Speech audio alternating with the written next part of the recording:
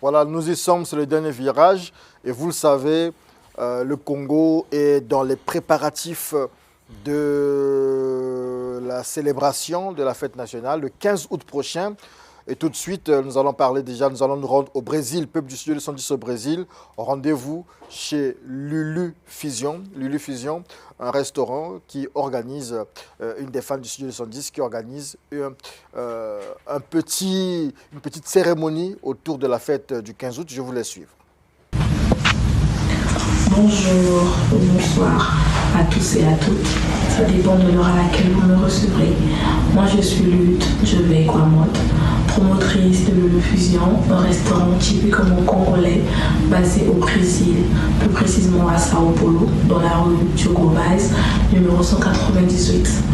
À l'occasion de notre 66e anniversaire de la République du Congo, je souhaite adresser un message de fraternité à tous nos compatriotes. Même éloigné terre natale, le Congo reste dans mon cœur. Cette fête est une opportunité pour nous les Congolais vivant à Sao Paulo de se rassembler, de valoriser notre culture, notre gastronomie et nos valeurs qui nous unissent. Alors, je vais par ce biais pour inviter toute la diaspora congolaise vivant au Brésil, tous les Africains ainsi que les Brésiliens à venir célébrer avec nous cette journée exceptionnelle, le 15 août 2026, dans le restaurant de Lulu Fusion à partir de 15 heures. Ce sera un moment de partage, de joie, de fierté nationale et d'une ambiance conviviale. Que la paix, l'unité et le développement continuent d'accompagner notre chère nation. Et bonne fête d'indépendance à tous et à toutes. Et vive la République du Congo. Voilà, et que vive la République du Congo. Au Congo, nous sommes justement dans la culture. Et le phénomène, c'est Gustave Mbemba. Phénomène social, Gustave Mbemba, avec une chanson, Yambula Mabanza. Et on se dit, tout aujourd'hui, le linge sale ne se lave plus en famille, il se lave sur TikTok. Et ça a commencé sur TikTok parce que Gustave Mbemba, concubine ou femme, on va dire ça simplement comme ça, femme de Yannick Mbemba, mère de jumeaux, elle perdra un des jumeaux et elle va rester avec un seul des jumeaux, c'est qu'elle appelle Nzouzi. Et justement, elle chantera, elle fera une chanson. Elle n'est pas artiste professionnelle comme telle. Sur TikTok, elle a commencé à fredonner des airs, on va dire des chansons populaires en adaptant avec son histoire. L'histoire, c'est quoi? C'est que son homme est allé trouver une autre femme et elle, Gustavi, elle pense que cette femme-là a donné, je veux dire, a fait porter à son mari Yannick un enfant qui n'est pas de lui parce que celle qui porte le véritable enfant de Yannick, c'est elle, Gustavi Mbemba. Écoutons ceci.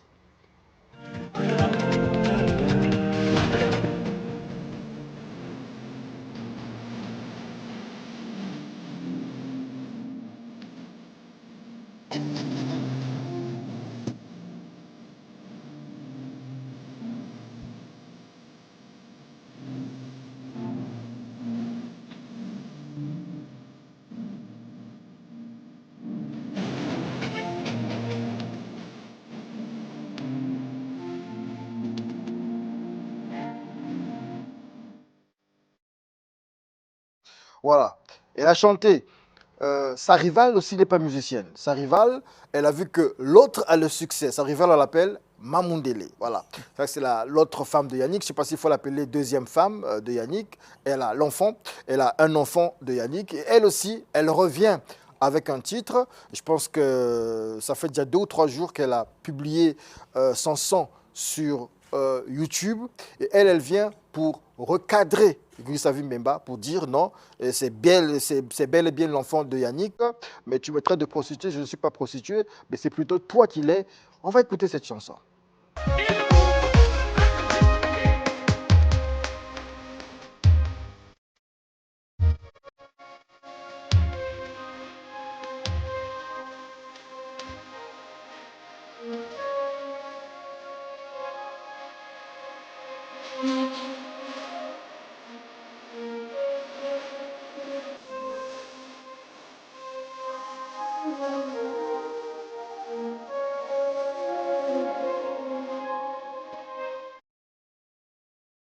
Voilà, ça ne s'arrête pas là. Parce que, voilà, les deux femmes ont parlé, mais Yannick aussi se rend compte que Gustavine Bemba va m'échapper. Elle devient une star, elle a maintenant de l'argent, c'est ce qu'il pense. Il dit aussi que Mamundele est rentrée aussi dans le game, elle chante. Mais moi, qu'est-ce que je vais faire? Lui aussi se dit, ben, je vais chanter et il assume ses femmes. Est-ce que ces femmes l'appartiennent toujours? Mais suivons quand même ceci, c'est un teaser de la chanson qui viendra bientôt.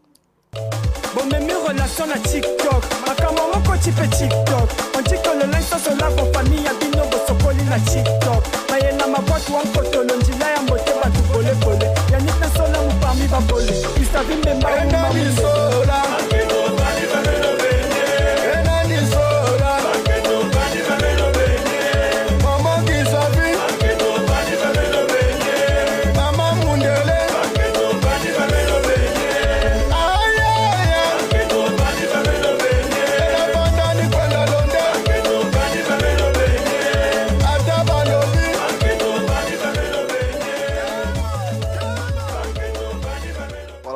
Le premier constat que je fais, c'est que ces trois protagonistes, ce couple polygame, si on peut dire ça comme ça, a effacé d'un coup Extra Musique, Patrouille des Stars et tous ces artistes-là, parce que c'est aujourd'hui ce couple-là, les stars de la chanson congolaise. Bonjour Obambenga Kosso. Bonjour Géry Diaz. Première question, est-ce qu'on peut considérer ces trois protagonistes comme des artistes complets, comme des artistes faits, comme des artistes musiciens? Bon, complet, je dirais non. Ce n'est pas avec une chanson, ce n'est pas avec une vidéo, ce n'est pas avec même 10 millions de vues qu'on peut être considéré comme un artiste complet. Il faut du temps. Il faut du temps pour être considéré comme un artiste complet. Il faut de l'œuvre, il faut rencontrer son public, ainsi de suite. Bon, ça, c'est pour le mot complet. Artiste, vous savez, on est dans un pays où les artistes ne vivent pas de leurs œuvres. Quand vous prenez le monument de la musique congolaise, des Bantous de la capitale, vous prenez, je prends la première génération, même s'ils sont déjà tous partis, on va prendre la deuxième, ils avaient un métier à côté. Il y en a qui étaient fonctionnaires, il y en a qui travaillent dans le privé, parce que on n'a pas un public aujourd'hui au Congo qui peut nourrir un artiste. Il n'y en a pas. Si vous trouvez un artiste qui vous dit « moi je vis de mon œuvre », moi j'aimerais bien qu'il m'explique comment. Le Congo c'est 4 à 6 millions d'habitants.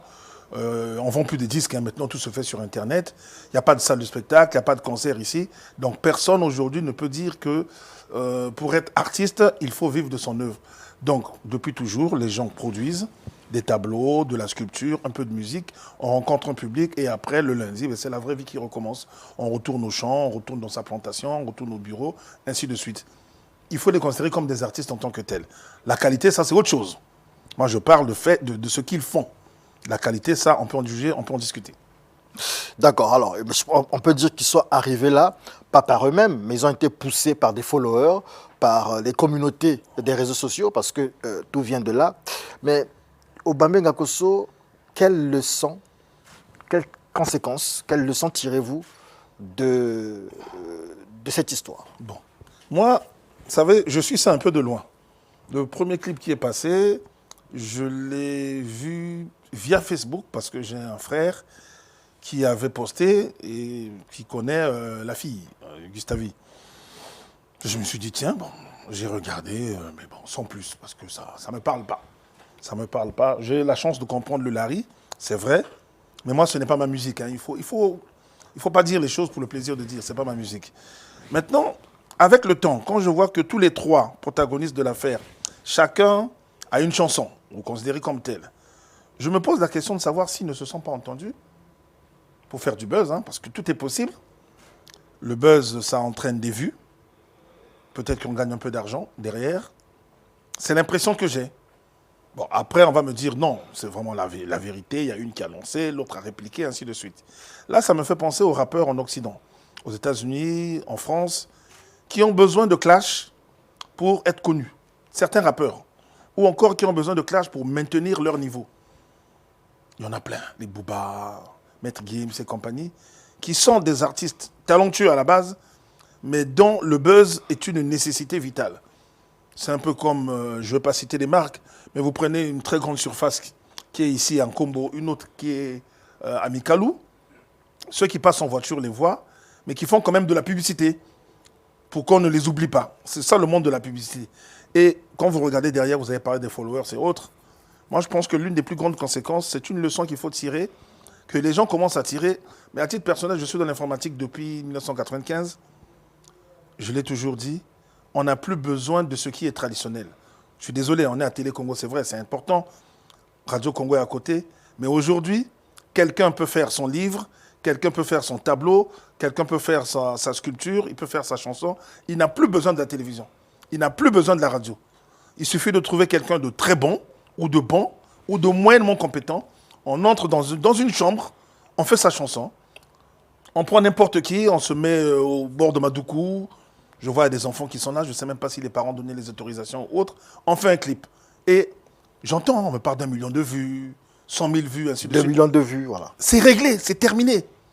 Et derrière, quand vous avez des gens... parce que... Et puis, ce sont des records hein, depuis l'histoire. Ah non, mais non, moi, je les félicite, quoi. Ouais. Et encore une fois, je dis, à l'époque, je me souviens quand on grandissait, quelqu'un qui sortait une chanson, il avait besoin de passer par la télévision pour faire son clip. Sans ça, c'était difficile. Alors, la question, pour rebondir sur ce que vous dites, serions-nous en 1990, dans les années 90 Non, on ne les connaîtrait pas. Voilà. Est-ce que, la question c'est justement, vous répondez déjà, personne ne les connaîtrait. est-ce que ces trois artistes auraient réussi? Non, il faut être clair, c'est non. Ils seraient connus dans leur quartier, leur famille allait un peu en parler, ah ben vous savez, notre nièce, elle a fait un enfant avec un tel. Ça serait très, très, très limité. Mais je vous promets, avec Internet aujourd'hui, c'est fini. Les codes sont cassés, les barrières sont cassées.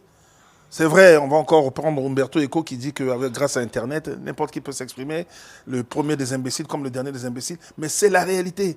Aujourd'hui, c'est fini. Moi, j'ai suivi ce qu'on m'envoie de temps en temps des TikTok et autres, où il y a un juriste, hein, il doit être ici au Congo, mais je n'ai pas retenu son nom, qui explique bien les choses. Comment derrière, ils ont managé pour Gustavi, ils ont travaillé un travail de fond. Un travail de qualité. On a l'impression que... Là aussi, justement, il faut peut-être souligner, c'est que les véritables gagnants, ceux qui vont peut-être tirer profit dans quelques jours, lorsqu'on fera le bilan, ce sont peut-être ceux qui sortiront gagnants là-dedans. On va dire, ce sont les réalisateurs. Tout à fait. Les caméramans, tous ceux qui... vont gérer les comptes de ces gens-là parce que bon, ils ne sont pas outillés. Avec, on a connu une certaine, la béninoise, comment on l'appelle, Aïcha Tremblay. C'est une jeune dame villageoise dans un des villages du Burkina qui dansait. Et puis, bon, on l'a mise sur les réseaux sociaux, elle est devenue star. Elle allait jusqu'en France, elle a fait le tour peut-être de quelques pays d'Europe. Et soutenue par un certain Didier. Mais aujourd'hui, elle est repartie au village parce que après, elle n'a rien gagné. Le Strass et les paillettes, elle est repartie, elle n'a rien gagné, elle se plaint. On risque de tomber, c'est probable qu'on tombe dans ce genre de scénario-là. Mais avant qu'on ne se sépare autour de cette question, Obamenga Kosso, autour de cette histoire, c'est un problème de famille, un problème de couple. Il y a des enfants là-dedans. Et on a vu au départ Gustavi Mbemba avec son enfant au dos faire des clips et tout ça. On a aussi l'autre dame qui parle d'enfants. Les familles dans tout ça aujourd'hui, est-ce que ça peut être bien perçu, cette histoire? Il faut, pour répondre à ça, il faut voir dans quel contexte on parle. Vous avez dans un pays comme les États-Unis, il est courant, il est naturel de voir un homme candidat à la présidentielle, candidat au sénatorial, à la députation, faire de grandes affiches avec sa femme, avec son fils ou leurs enfants. C'est clair. C'est comme ça chez eux. Nous, on n'a pas cette culture. Même les Français en Europe, ils ont très peu cette culture. La vie privée, elle reste normalement privée. Moi, ce qui me choque le plus, justement, c'est l'exposition des enfants. Et je vais insister, les petits-enfants qu'on voit dans ces clips, je me pose la question de savoir si leurs parents sont au courant et s'ils sont d'accord. Ça, c'est la première des choses. Et deuxièmement, je ne comprends pas comment on peut exposer sa vie ainsi, la jeter en pâture, l'offrir à tout le monde. Le mari, lui, il est content. Il paraît content, mais après combien de temps? Est-ce qu'après la première chanson, il était content? Est-ce que c'est quand l'autre a répliqué qu'il s'est dit, bon, peut-être que moi aussi je vais me faire connaître?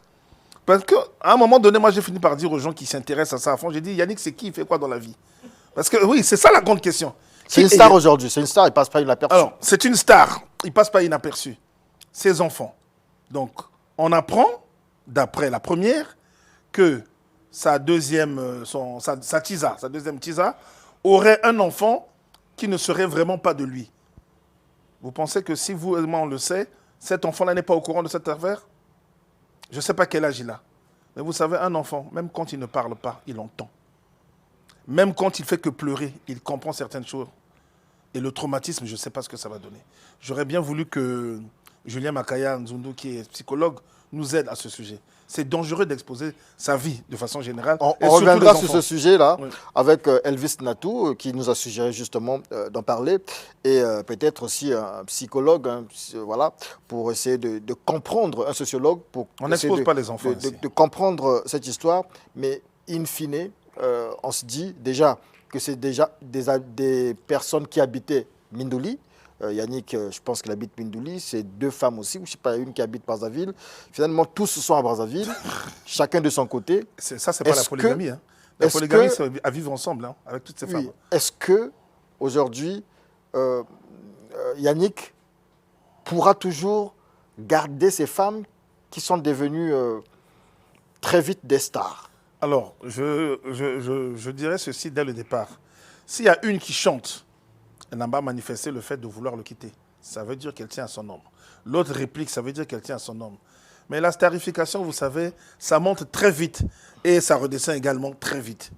Quand elles vont se rendre compte qu'il y a d'autres justement qui se sucrent là-dessus, que elles ne vont pas avoir les milliards espérés, la tournée mondiale finalement ne vient pas, ou il n'y a pas un album derrière, parce que j'ai appris que... Gustave, déjà, elle a des contrats. Oui, elle a des contrats. Elle fait des voyages. Voilà, pour moi, je suis toujours prudent. On en a vu. Vous savez, Don King n'a jamais fait de la boxe. Mais il est devenu multimilliardaire grâce aux combats que les autres faisaient sur le tapis. Et tous ceux qui faisaient les combats sur le tapis ne sont pas tous terminés milliardaires ou millionnaires. La gloire du moment, c'est bien. La gloire du présent, ça peut être bien. Mais il faut penser à demain. Demain, moi, je ne suis pas très sûr. Je pense qu'il peut garder ses femmes parce qu'à un moment donné, le soufflet finit par retomber et on retourne dans la vraie vie. Vous savez, c'est comme quand vous prenez votre femme, vous allez à un mariage, elle aura beau mettre tout son maquillage, vous connaissez son vrai visage. Voilà. Merci beaucoup, Obambe Ngakoso, pour ces petits commentaires autour de l'actualité de nos compatriotes Gustavi Mbemba, Mamundele, et puis Yannick Mbemba. Je ne sais pas, Gustavi Mbemba, est-ce que c'est le nom de son mari, vous qui suivez cette activité? C'est son nom, c'est-à-dire, ce sont des homonymes. Son mari s'appelle Mbemba. Ils ne sont pas mariés civilement. Elle aussi, elle s'appelle Mbemba. Ils ne sont pas mariés civilement. Non, ils ne sont pas mariés civilement. On me dit qu'il n'y a même pas de dot aussi. Bon, vous savez, la dot, ça coûte cher. Hein. La dot, ça coûte cher. Ils vont trouver l'argent. La dot, ça coûte cher. Non, mais ne rigolons pas, ça coûte cher, la dot. Ça coûte cher. Nous avons un pasteur ici à côté, hein, il peut en parler. La dot, ça coûte cher. D'accord. Ah oui. Merci beaucoup, Obambe Ngakoso. Nous sommes arrivés donc à la fin de ce décryptage, hein, ce petit commentaire autour de l'actualité Yamboula Banza. Le deuxième titre, c'est King Kokoto. Et on attend le troisième titre de Yannick, le mari qui est tout. Hilar, très content de savoir que ces femmes sont devenues des stars. Et lui aussi, il pense qu'il va devenir star. Mais certainement qu'on le verra prochainement au FESPAM. Au FESPAM, pourquoi pas à Studio 210 aussi. Mais on les invitera. On va inviter le couple polygame. Merci beaucoup, c'est la fin de Studio 210. On se retrouve à une prochaine occasion. Et Studio 210, c'est pour dimanche prochain.